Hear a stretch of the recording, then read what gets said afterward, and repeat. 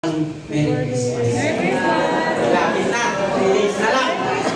Baka naman. Natapakan. Baka naman, natapakan yung cellphone ni Teacher Ice. Damang-daman na natin yung Pasko. Kaya ngayong umaga, bago tayo magbigayan ng regalo mamaya, pagtutukan muna natin yung imbitasyon ng ating Panginoon. No? Nasa tema po tayo ng God's Invitation. Alinsunod sa napag-usapan po ng aming leadership together with Pastor Aiza and Pastor Marlon. So this morning, we will talking about from John chapter 6 verse 37 to 40. And papamagatan po natin itong come and be safe. Come and be safe. No, in Tagalog, halika at maging ligtas. No, kumbaga, halika at mailigtas ka. Parang gano'n. So, naniniwala ako na hindi ito aksidente na makasama namin kayo ngayong umaga. Ito po ay layo ng ating Panginoon. And kung babalikan po natin yung mga nakaraan, napakagandang mga imbitasyon ng ating Panginoon. Hindi ko na po kayo tatanungin kung ano-ano yung mga title na natandaan nyo doon sa mga Past Sunday and Past Simbang Pasasalamat. No? Baka kasi sabihin nyo, masyado akong stricto. Pero malay nyo, magtanong si Teacher Ice mamaya, may premyo kaming house and lot. Nandun, nakalagay sa karton. So bago po tayo mag-umpisa, let's bow our head and let's pray. Panginoon, salamat po sa iyong salita. Salamat po kasi nararamdaman na namin ang simoy ng hangin, ang diwa ng kapaskuhan, ang diwa ng iyong kapanganakan. Salamat po sa iyong salita from the book of John na aming pong pagpupulay-ulayan this morning.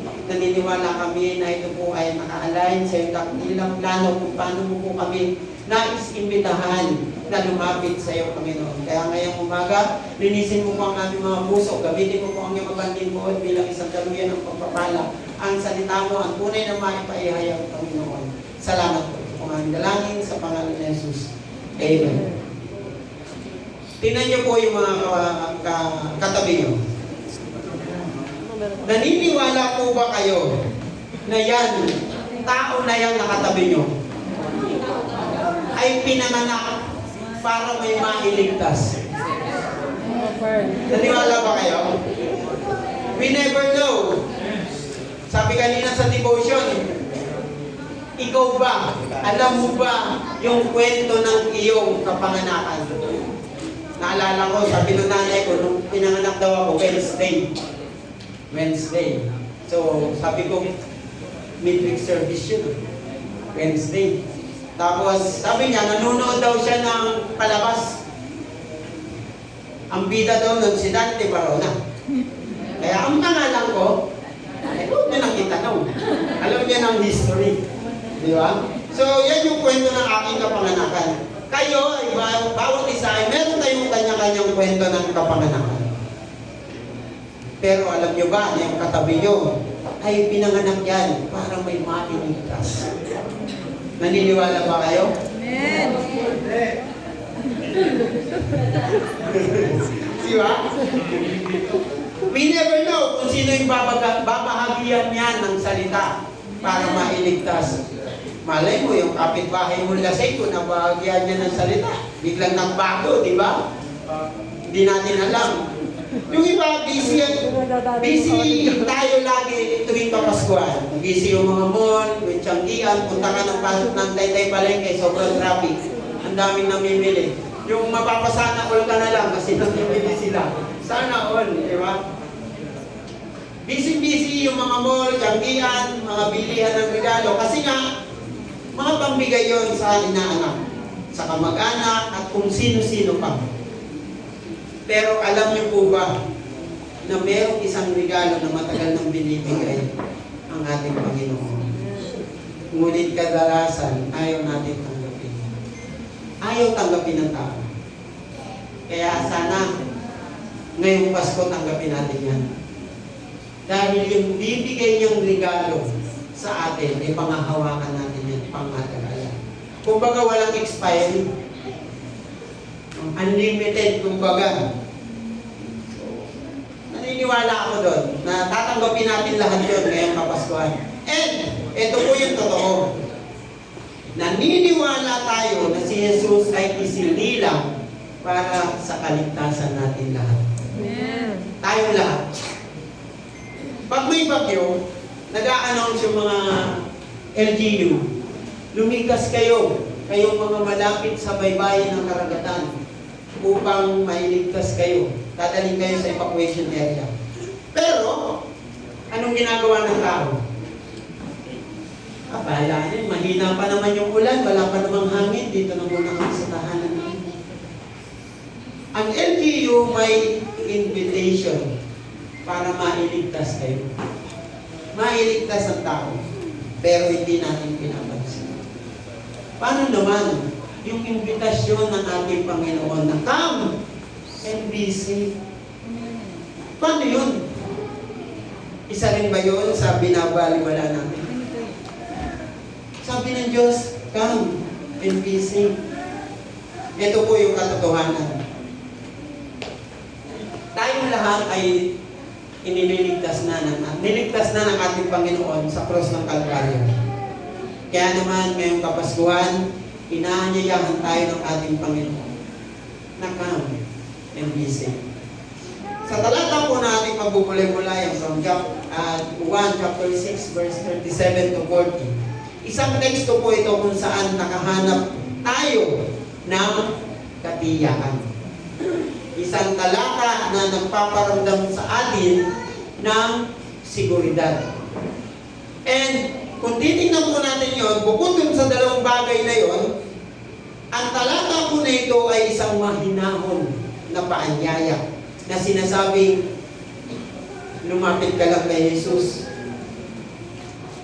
Lumapit ka lang kay Jesus. Na pag hinanap natin si Lord, hindi niya tayo itataboy. Hindi niya tayo babaliwalain. Never na nabasa natin sa Bible na pag may lumapit sa Kanya, ay itinataboy niya.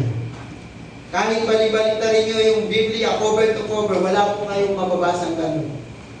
Hindi niya tinataboy. Ano man ang sitwasyon ng tao na to, estado man ng buhay niya, o even itsura, kahit may sakit man yan, healthy man yan o hindi niya tinataboy. And same to us mga kapatid. Hindi niya tayo itataboy. Pero, kailangan natin lumapit sa Kanya. Amen? Ngayon, tanong, bakit nagdudulot ng kaligtasan ang paniniwala ng tao sa mga talatang ito? Tatlong bagay po yung pag-uusapan natin. Tatlong dahilan para malaman natin bakit nga ba? Bakit nagdudulot ng kaligtasan ang paniniwala sa mga talatang ito? Unang punto po ng ating pag-uusapan ngayong umaga, ang lumapit kay Jesus ay ang pagtanggap sa Kanya. Ulitin ko po ang lumapit kay Jesus ay ang pagtanggap sa Kanya. Sabi niya dyan, lalapit sa akin ang lahat ng ibinibigay sa akin ng Ama. Ang paglapit po natin kay Jesus, naniniwala po ba kayo na planado ito ng ating Panginoon? Planado yan ng ating Panginoon. Ito yung naka-align sa dakila ng plano. At dito, makikita natin na hindi lang ito simpleng paglapit. Alam niyo po ba na ang paglapit natin sa Kanya ay nangangailangan ng pagtitiis? Ito yung minsan mahirap sa tao. Yung hindi na natin kayang magtiis.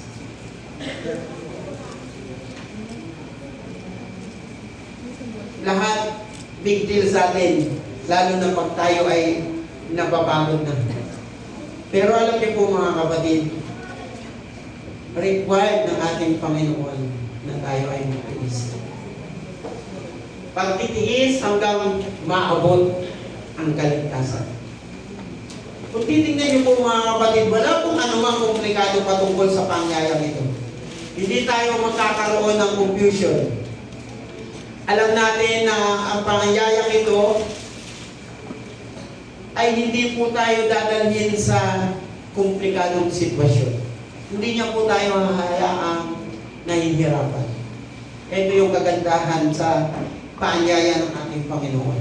Yes, magtitiis tayo pag lumapit tayo sa Kanya, pero never niya tayong bibigyan ng sakit ng ulo. Alam niyo yun, yung tipong pakiramdam na huwag kang mag-alala, kasama mo. Napakagandang paalala. And hindi rin ito tungkol sa relihiyosong seremonya. Hindi rin dahil sa natural na banal na seremonyang ito. Yes, it might na may tuturing natin na ang paglapit natin at pagtanggap natin sa Kanya ay hindi lang nakakabanal na gawain. Meron pa nga nagsabi, linggo-linggo ka nagsisimba, baka lumabas ka na sa langit yan. Masyado ka nang nagpapakabanal.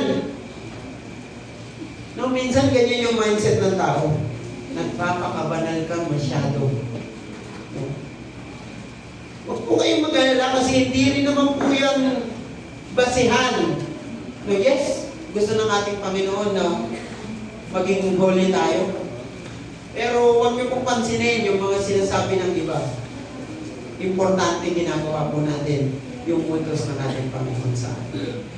And next, hindi rin ito tungkol sa mabubuting gawa. Wala pong kinalaman dito kung gumagawa ka ba ng mabuti. Kasi, ang paglapit ba sa ating Panginoon, yung may karapatan lang lumapit sa ating Panginoon, yung gumagawa ng mabuti. Ang tanong, yung wala bang sakit, kailangan ng doktor. Di ba hindi? Ang lalapit sa ating Panginoon, even kahit hindi po tayo perfect, kahit hindi po tayo gumawa ng mabuti. Sabi nga, ang paglapit sa ating Panginoon ay gawain o dapat ginagawa ng lahat. Tandaan po natin na pag tayo po ay gumagawa ng mabuti, dahil yan din po ay utos ng ating Panginoon, dapat ang iniisip natin ay hindi lang para maging famous tayo. Minsan yan yung ginagawa ng tao eh. Gumagawa sila ng mabuti para maging sikat sila. Or makita ang ginagawa nila. Ganon din tayo. Dapat hindi tayo gumagawa ng mabuti para maging famous tayo. Para makita yung ginagawa natin.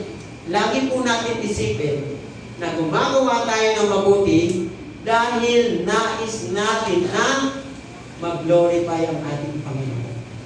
Every time na tayo po ay gumagawa ng mabuti, kahit kanino, sa kapwa natin, kapamilya natin, kamag-anak natin, kahit kanino, pag tayo po ay gumagawa ng mabuti, ang gino-glorify po natin ay ang ating Panginoon. Matthew chapter 5 verse 16, let your light shine before others so they can see your good deeds and glorify your Father in heaven. Next, hindi rin ito tungkol sa pagbibigay ng kahit na anong pera. Ang pagtulong natin, lalo na sa pinansyal, ay wala pong kinalaman sa paglapit natin sa ating Panginoon. Wala pong factor yan. Kahit mag-donate ka, kahit kaninong asosasyon yan,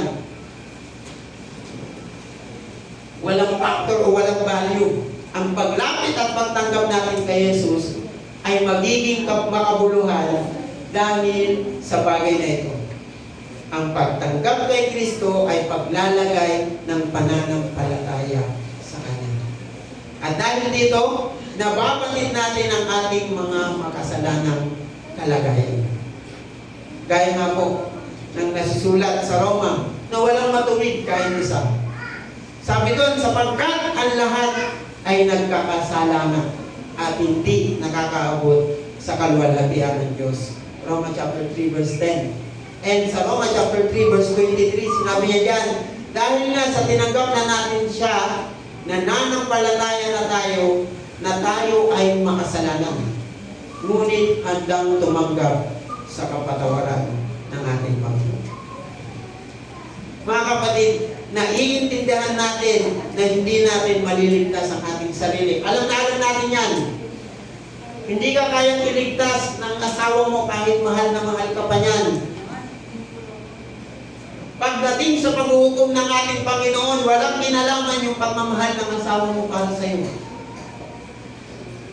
Maliligtas lang tayo ayon sa ating sariling pananampalataya. Ayon sa sarili nating pananampalataya. Kahit gaano ka kasikat, kahit gaano ka kayaman, kung wala kang pananampalataya, never mo makakamtan yung kaligtasan niya. Dito po, chapter 3, verse 5, tayo'y iniligtas niya. Natamo natin ito, hindi dahil sa ating mabubuting gawa, kundi sa kanyang habag sa atin. Naligtas tayo at pinanganak muli sa Espiritu Santo na siyang luminis at nagbigay ng bagong buhay sa atin. Kagahapon po sa youth camp, napakaganda nung poster na ginawa nila. U-turn, nakalagay ka ng U-turn. U tapos turn. And sinabit ng mga bata doon yung mga gusto nilang itapon, na mga maling conduct, maling ugali, maling ginagawa, mga kasalanan, etc. Sinabit doon. And then binaliktad. No, shortcut ko na lang yung kwento. Binaliktad. Alam niyo yung lumabas dun sa U-turn? New life. Sabi ko kay Diyos, napakataba ng utak mo. Yung U-turn, nagawa niyang new life. May picture. Sayang wala tayong picture. Ganda sana nun. So, kung titignan natin, every time na nag-U-turn tayo, sabi ko nga, in previous message ko doon, walang masama mag-U-turn. Lalo na kung alam nating mali yung ginagawa na natin.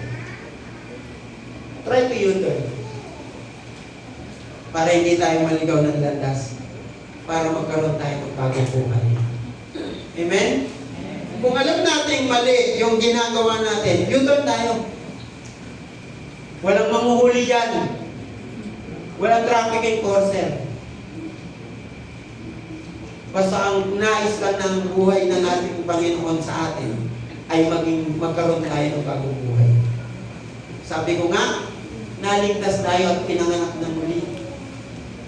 So dapat pinanganak na tayong muli.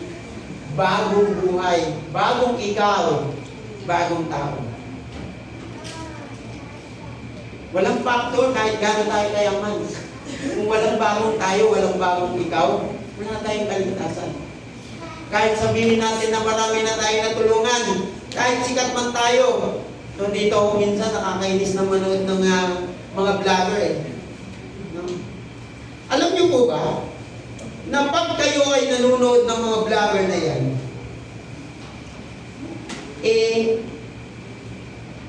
hindi ikaw ang nagbe-benefit niyan. Alam niyo kung sino? Siya. Hindi rin naman yung natulungan niya, kundi ikaw. Siya. Yung vlogger, bakit? May kita po kaya sa watch hour. Hindi ko lang alam kung magkalik kitaan nila doon. Huwag niyo naman pangarapin maging vlogger. Baka mag-vlogger na din kayo ha. Okay lang naman, basta huwag niyo kakalimutan itong basket natin dito. Ibig ko pong sabihin mga kapatid, kahit gaano tayo kasikat, kung wala po tayong bagong buhay, dahil hindi po tayo lumapit kay Jesus at hindi natin siya tinanggap, wala pong kwenta yan. Lahat ng kayamanan na meron tayo dito sa lupa, may iwan lang yan dito sa lupa. Aalis tayo, walang kahit na anong dala. Kahit na yung mga damit yung suot, hindi natin yan madadala. Kahit tagtad ka pa ng borlole dyan sa katawan mo, halos di ka na makalakad kasi ang dami mong buhin, tapos may bracelet, may sing-sing ka pa. May ikaw ka pa.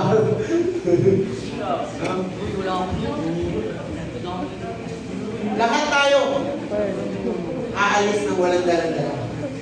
Kaya malaking bagay kung paano natin tinanggap si Jesus, yung pagtanggap sa Kanya.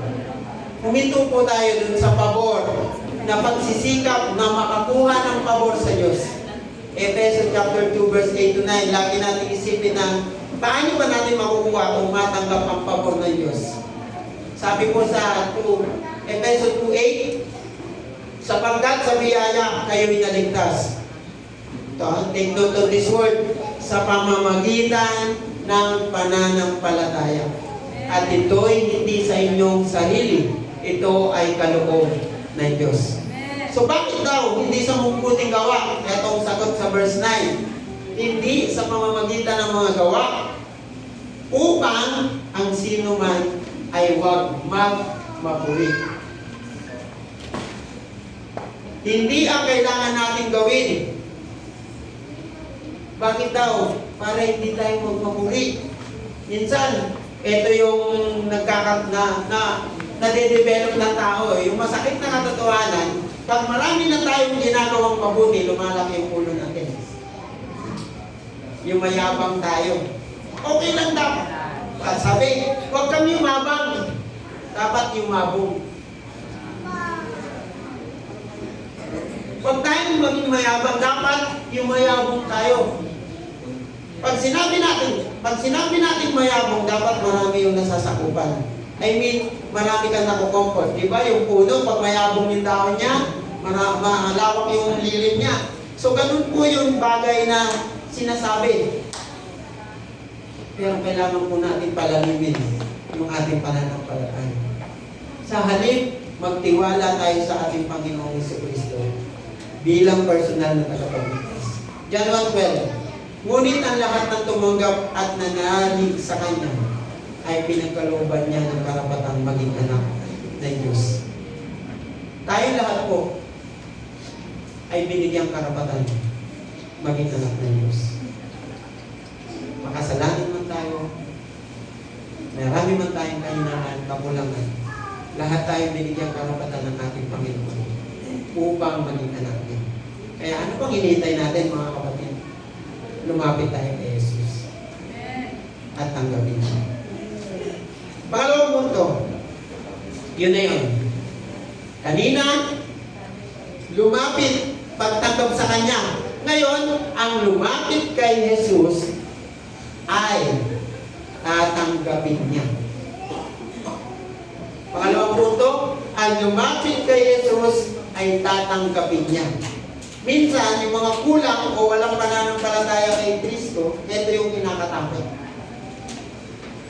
Hindi ako lalapit kay Lord, hindi niya ako matatanggap, puno-puno ako ng kasalanan, marami akong pagkukulang, hindi nga ako nagsisimba every Sunday. Hindi nga ako marunong manalangin. Pero ano ba sabi doon sa verse 37b? At hindi ko itataboy ang sino mang lumalapit sa akin. Diba?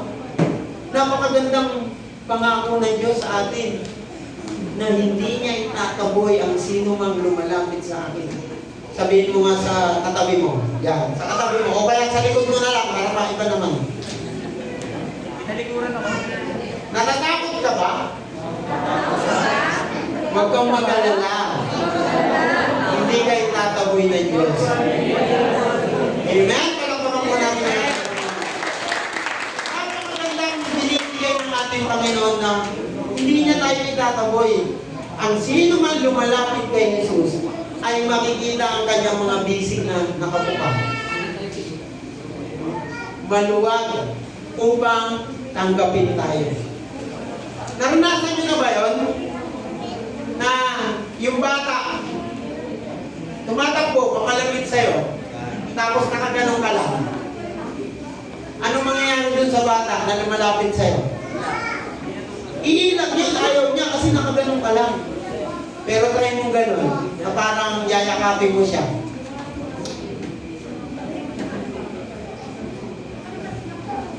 Ang sino mang lumalapit kay Jesus ay tatanggapin niya with open arms. Hindi siya mantinimik. Kahit malumis yung damit natin, kahit malumis yung pagkatao natin. Napakalaki po ng bisig ng ating Panginoon. Ang pagtaboy niya sa ating mga lumalapit ay hindi mangyayari. Kahit kailan. Hindi po mangyayari yun. Ang tendency nga lang, ang mga tao, kaya hindi natatanggap ni Jesus or ni Kristo. Kasi nga, hindi tayo lumalapit. Gaya nga ng sabi ko noon, Kaya tayo nauuhaw kasi hindi tayo umiinom. Kaya tayo nagugutom kasi hindi tayo kumakain. Ngayon, hindi niya tayo tinatanggap kasi hindi nga tayo lumalapit sa Kanya. Yun yung masakit na katotohanan. Narito po ang dalawang pagtatagpo o dalawang bagay ng katotohanan ito. Una, ang naghahanap ng makasalanan ay nakakatagpo ng naghahanap ng tagapagligtas.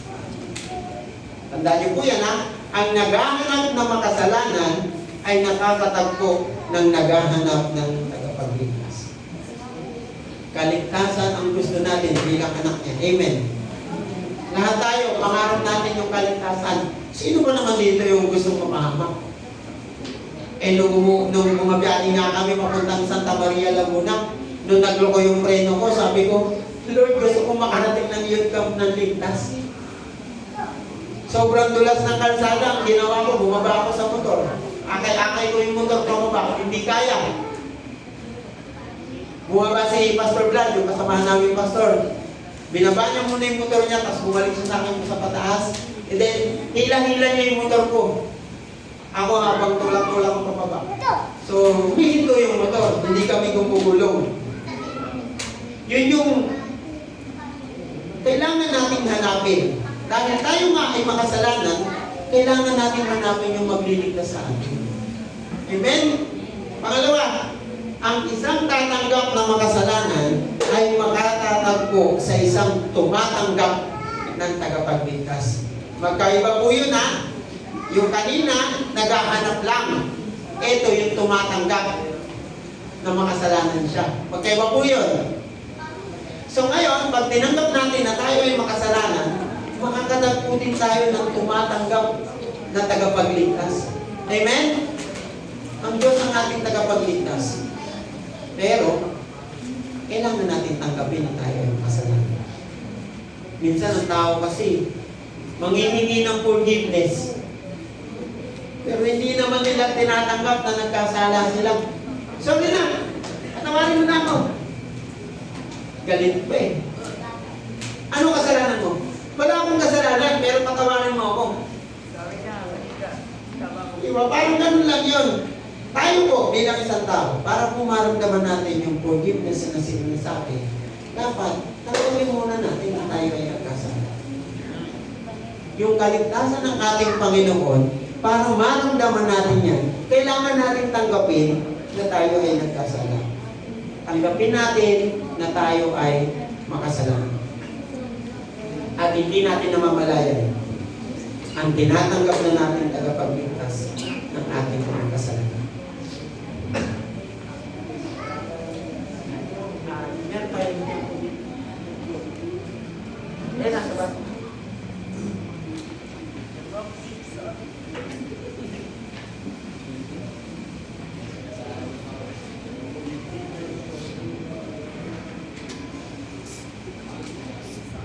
Tanggapin po natin na tayo ay makasalanan. Kung gusto natin ang kapatawaran ng tagapagligtas, tanggapin natin na tayo ay makasalanan. Dahil sa sandaling makita natin na tayo ay nagiging mga anak ng Diyos, malaking bagay po na marunong tayong tumanggap ng ating pagkakamali. Maraming nagsasabing anak ako ng Diyos. Marami. Lahat naman tayo, halos sinasabi natin, anak ako ng Diyos, siya yung may ligtas sa akin. Ngunit, ano po ba yung sabi ng Biblia? Ano po yung sabi ng John 1:12? Ngunit ang lahat ng tumanggap at nanalig sa Kanya ay pinagkalooban niyang karapatan na maging anak ng Diyos. At kapag po tayo ay naging anak na ng Diyos, makakatanggap tayo ng yaman. And bago natin matanggap yung yaman na yun, kailangan tanggapin natin siya at manalig tayo sa Kanya. Napakaganda po ng yaman ng ating Panginoon. Napakasarap na isipin, tayo ay nagiging tagapagmana ng Diyos. Gusto niyo ba yun? Tagapagmana tayo ng Diyos at kasamang tagapagmana ni Kristo. Sapagkat kung tayo'y kasama niya sa pagtitiis, tayo'y makakasama niya sa kaluwalhatian. Dahil nga sa tayo po ay anak ng Diyos. And hindi rin tayo mahihiwalay sa kanyang pag-ibig. Ano po sabi ng Roma chapter 38?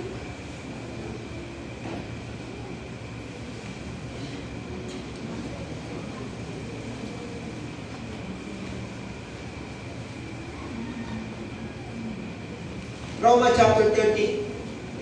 chapter 8, 38 to 39. Sabi niya diyan, sapagkat ako'y naniniwalang lubos na kahit ang kamatayan man, kahit ang buhay, kahit ang mga anghel, kahit ang mga pamunuan, kahit ang mga bagay na kasalukuyan, kahit ang mga bagay na darating, kahit ang mga kapangyarihan, kahit ang kataas-taasan, kahit ang kababaan, kahit ang alinmang ibang nilalang ay hindi makapaghihiwalay sa atin sa pag-ibig ng Diyos na nasa kay Kristo Jesus na Panginoon natin.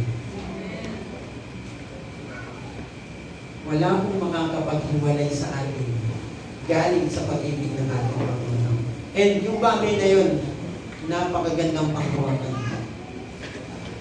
Mga kapatid, araw-araw, pagkatapos ay nagiging isang pakikipagsapalaran natin sa pananampalataya.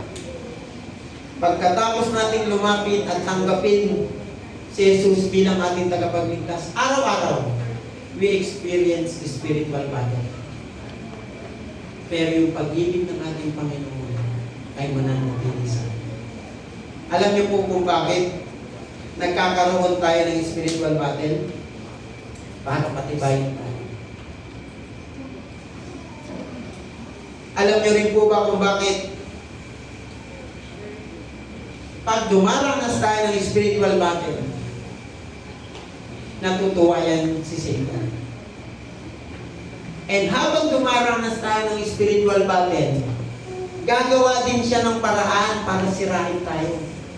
Alam na alam ni Satan kung paano tayo sirain. Kaya kung mahina yung ating pananampalataya, kung hindi tayo mananalig sa Kanya,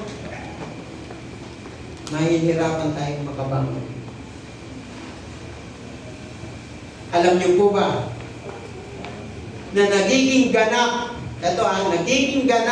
ang pagpapawalang sala ng ating mga kasalanan dahil sa ating pananampalataya. Roma chapter 1 verse 17 and 5:1. Roma chapter 1 verse 17 tsaka Roma chapter 5 verse 1. Basahin ko po, sabi niyo dyan, inihahayag nito na ang pagwawalang sala ng Diyos sa mga tao ay nagsisimula sa pananampalataya at nagiging ganap sa pamamagitan ng pananampalataya. Ayon sa nasusulat, ang pinawalang sala sa pamamagitan ng pananampalataya ay nabubuhay. Roma chapter 5 verse 1, yamang na pagwalang sala na tayo dahil sa pananalig sa ating Panginoong Jesucristo, sa pamamagitan niya ay mayroon na tayong kapanatagan sa harap ng Diyos. Ang sarap po ng panghawakan, mga kapatid. Kapanatagan sa piling ng ating Diyos. Panatag tayo sa piling ng ating Panginoon at personal na tagapagligtas. Mga kapatid, para maramdaman natin yung kapanatagan, lumapit tayo kay Jesus at tatanggapin natin. Ngayon, kung hindi po tayo lalapit, hindi po natin mararanasan. Hindi po natin mararamdaman yung kapanatagan ng ating Panginoon. Kahit yung sinasabi sa na rest in peace, hindi natin mararamdaman yun. Kasi nga, hindi tayo lumapit sa ating Panginoon. Hindi natin naranasan yung pagtanggap niya sa atin kasi hindi tayo lumapit. Pangatlong punto, ang lumapit kay Jesus ay ang pagtanggap ng buhay na walang hanggan mula sa Kanya. Ulitin ko po, ang lumapit kay Jesus ay ang pagtanggap ng buhay na walang hanggan mula sa Kanya. Lahat tayo gusto ng buhay na walang hanggan. Taas ang kamay ng ayaw. Muntik na ako mapataas doon. Buti na lang, nangati yung buho ko. Lahat tayo, mga kapatid, gusto natin ang buhay na walang hanggan. Sino ba yung nangangarap mamatay? Hindi ba? Pero dito, yung tinutukoy po dito, yung buhay na walang hanggan. Anong gagawin para maramdaman natin yung buhay na walang hanggan? Lumapit po tayo kay Jesus. Napakasimple. Napakasimple lang. Nalapit tayo kay Jesus. Sabi niya dyan, at hindi ko itataboy ang sino man lumalapit sa akin. Muli, ito pong pahayag ng Panginoong Jesus ay isang garantiya sa bawat isa sa atin. Ngunit, isa rin po itong katuparan ng pangako na kinakailangan natin ng aksyon sa ating paglapit. Kailangan natin gumawa ng aksyon. Isang pangako na tumitiyak sa buhay na walang hanggan. And then, sa verse 38 to 40, 37 yung kanina, 38 to 40, ang mga kasunod na talata ay nagtatatak sa pangakong ito. Naparito si Jesus, ito yung pangako niya, naparito si Jesus, si Kristo, upang gawin ang kalooban ng Ama. Sabi sa 38, sapagkat ako'y bumaba mula sa langit, hindi upang gawin ang kalooban ko, kundi ang kalooban ng nagsugo sa akin. Ang nagsugo ng Diyos Ama ang dahilan ng kanyang pagbaba mula sa langit. Hindi yun gawa-gawa niya lang. Hindi yun gusto niya lang. Sinugo po siya ng ating Diyos Ama na bumaba sa langit para sa atin. Ibig ng Ama na walang sino mang manampalataya ang mawala. Gusto ng Diyos Ama na walang sino mang nananampalataya ang mawala o yung maligaw. Sabi diyan sa verse 39, at ito ang kanyang kalooban, huwag kong pabayaang mawala kahit isa sa mga ibinigay niya sa akin, kundi muling buhayin sila sa huling araw. Ang gandang pangako. Si Lord, si Jesucristo, ang sumunod sa utos ng Diyos Ama, sa kalooban ng Diyos Ama para sa atin. At pangatlong pangako, nais ng Ama na ang lahat ng mananampalataya ay mabuhay na magmuli. Sabi niya in verse 39, at ito ang kanyang kalooban, huwag kong pabayaan mawala ang kahit isa sa mga binigay niya sa akin, kundi muling buhayin sila sa huling araw. Ang muling mabuhay sa huling araw ay isang katuparan po sa pangako ng Diyos Ama para sa sangkatauhan. Pero siyempre, sa mga nananatiling nananampalataya sa Kanya. Kahapon ko sa youth camp, napakaganda ng mensahe nung second day. O, kahit naman yung first day na maganda. Eh kahapon ko nag-focus sila dun sa bahay. I am the true vine na mensahe ng ating Panginoon. Sabi doon, 3 R. Recognize. Ano nga yun? Remove and remain. Basahin niyo po. Remain. Manatili. Sabi nung speaker namin kahapon, you cannot move forward. Ay, para daw mag-move forward ka, you need to remain. Awkward, no? Parang ironic masyado. Para ka magpatuloy, kailangan mo manatili. Manatili na kay Kristo. Para maramdaman natin yung buhay na walang hanggan, yung pinapangarap natin buhay na walang hanggan, kailangan natin manatili. Lahat tayo may mga kanya-kanyang pangarap. Ako, pangarap ka noon, maging abogado talaga eh. Kaya lang, hindi nangyari. Bakit? Hindi ako kasi nag-aral. May kailangan tayong gawin. May kailangan tayong proseso. And para tayo mga kapatid, manatili at maramdaman natin yung buhay na walang hanggan, kailangan nating manatili sa proseso ng ating Panginoon. Yung proseso niya na tanggapin siya bilang ating personal na tagapagligtas. Mahirap ba tanggapin yung regalo ng ating Panginoon? Bakit hirap na hirap tayong tanggapin? Kasi nandito pa tayo sa mundo na punong-puno ng kasalanan. Pero kung gusto natin manatili tayo sa ating Panginoon, manatili lang tayo hanggang sa pagdating ng ating Panginoon, Jesucristo. Verse 40, sabi niya dyan, sapagkat ito ang kalooban ng aking Ama, ang lahat ng makakakita at manalig sana ay magkakaroon ng buhay na walang hanggan. At sila'y muling bubuhayin ko sa huling araw. Ang mga lumalapit kay Jesus ay ligtas na sa kanyang mga bisig. Dahil sa pagtanggap natin na lumapit kay Jesus, kasabay nito ang pagtanggap natin ng buhay na walang hanggan na pinagkaloob. At ngayong Kapaskuhan, yan po yung pinakamasarap na regalo na gusto ng Diyos na matanggap natin. Mga kapatid, kasabay po ng pagtanggap natin ng regalo ng Panginoon na buhay na walang hanggan, ay ang pagsuko po natin ng ating sarili sa Kanya. Meron tayong kahinaan. Meron tayong kalipuan. Meron tayong ginagawang hindi maganda. Everyday pwede tayong magkasala. Kaya kung gusto po natin yung regalo niyang buhay na walang hanggan, mananatili lang tayo. Mananatili lang tayo sa Kanya. At ilalayo natin yung ating sarili sa pattern ng mundo. Taas ang kamay na meron ng natanggap na regalo.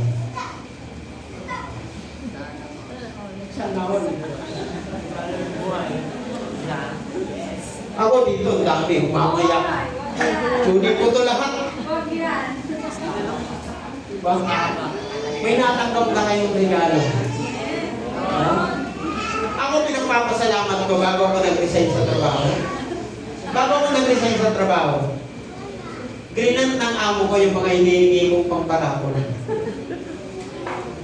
Kaya doon pa lang, masaya na. Sumalog, nag-resign. Pero at least, binigay ng amo ko yung mga hinihingi kong pamparako. No? Kahapon ko, kinuha. Pasalamatan niyo nga si Kuya Arnel. Salamat, Kuya Arnel. Hindi biro, lumisa kayo yung 50 kilos na bigas sa motorsiklo. Ilang kilos si Kuya Arnel? Magpalagay na natin 70 din. 55 lang siya. 25 lang daw siya. Tapos yung sa kanya 50 kilos din. Tapos sabi ko, Ned, baka kaya pa, may kadadaanan pa ako sa'yo. Marami tayong tropa eh. Sabi ko, Ned, baka kaya pa, may kadadaanan pa ako sa'yo. At least dinaanan niya din. Masununin din. Di ba? Kaya salamat po sa ating Panginoon kasi meron tayong regalo mamaya-maya.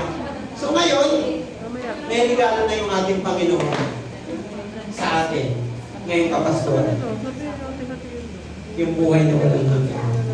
Hindi na kailangan ibalot ng ating Panginoon yan, ha? Kasi ang pinabalot lang daw para ma-surprise. Hindi na nga yung surprise, lantaran na yan. Binibigay na ng Diyos sa atin, kumbaga, inihain niya na ng buong-buo. Kaya lang tayong mga tao, iwas tayo ng iwas. Ayaw natin. Ngayong Kapaskuhan, yan po yung pinakamasarap na regalo na napakasarap ng pagkain. Kaya wag po natin takasan. Wag po natin taguan. Wag po natin iwasan. Tanggapin natin. Come and be saved. Maligtas tayo. Rika po tayo sa ating conclusion. Ang lumapit kay Jesus ay ang pagtanggap sa Kanya. Pangalawa, ang lumapit kay Jesus ay tatanggapin niya. Pangatlo, ang lumapit kay Jesus ay magtanggap ng buhay na walang hanggan. wow! Napakagaling naman ni Ate Perla. Bigyan ng chocolate yan. Bigyan ng chocolate.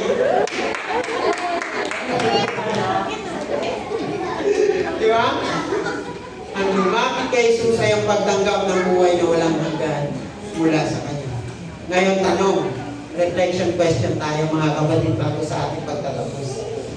Bakit may mga tao pinagpapaliban pa rin na tanggapin si Jesus?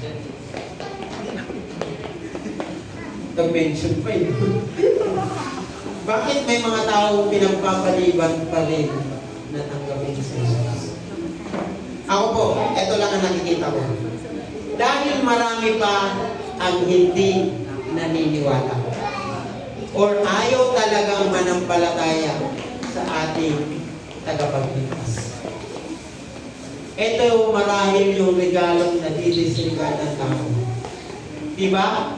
Minsan, pag-exchange gift, nakakasawa. Kami nung bata, ayaw na namin sumali ng exchange gift kasi puro picture frame.